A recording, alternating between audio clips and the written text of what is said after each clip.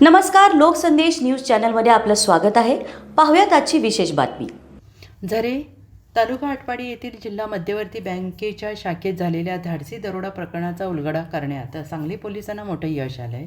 उत्तर प्रदेश राज्यातून 2 मुख्य आरोपींना अटक करण्यात आलेली असून यापूर्वी 3,25,54,000 रुपयांचा मुद्देमाल जप्त करण्यात आला आहे.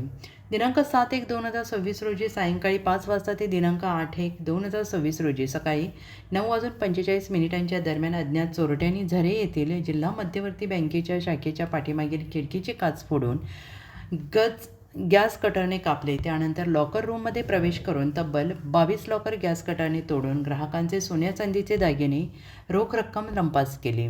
या प्रकरणी आटपाडी पोलीस ठाण्यात गुन्हा दाखल करण्यात आलेला होता. गुन्ह्याचे गांभीर्य लक्षात घेता सुनील फुलारी, विशेष पोलीस महानिरीक्षक कोल्हापूर परिक्षेत्र यांनी तात्काळ तपासाचे आदेश दिले होते. तसेच संदीप घुगे, पोलीस अधीक्षक सांगली आणि कल्पना बारोकर, अप्पर पोलीस अधीक्षक यांनी घटनास्थळी भेट देत तपासादरम्यान सविस्तर मार्गदर्शन केले. स्थानिक गुन्हे अन्वेषण शाखेचे पोलीस निरीक्षक संजीव झाडे यांनी सहाय्यक पोलीस निरीक्षक जयदीप कळेकर आणि त्यांच्या पथकाची विशेष टीम तयार केली. तांत्रिक आणि गोपनीय माहितीच्या आधारे आरोपींचा शोध सुरू करण्यात आला. या तपासादरम्यान आरोपी क्रमांक 3ला उत्तर प्रदेश राज्यातून तर आरोपी क्रमांक 4 ते 6 यांना पलूस येथून ताब्यात घेण्यात आले.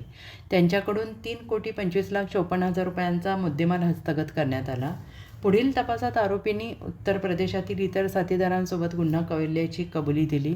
त्यानुसार पोलीस निरीक्षक जयदीप कळेकर यांचे पथक वरिष्ठांच्या परवानगीने उत्तर प्रदेश, दिल्ली येथे रवाना झाले. सखोल तपासानंतर संशयित आरोपी 1 असलम उर्फ टनटन मिड्डोरी खान, वय वर्ष 62, राहणार ककलारा, तालुका दाताजंग, जिल्हा बदायूं, उत्तर प्रदेश आणि 2 शकील अकबर कुरेशी, वय वर्ष 54, राहणार इस्लामनगर, तालुका पटियाली, जिल्हा कासजंग, उत्तर प्रदेश हे सिडपुरा गावात असल्याची खात्रीशीर माहिती मिळाली.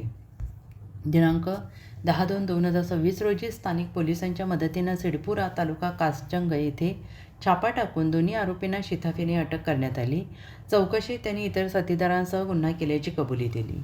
दोन्ही आरोपींना स्थानिक न्यायालयात हजर करून 4 दिवसांची ट्रान्झिट रिमांड देण्यात आली. त्यानंतर आटपाडी न्यायालयासमोर सादर करण्यात आले. न्यायालयाने आरोपींना दिनांक 21/2/2026 पर्यंत पोलीस कोठडी सुनावली आहे.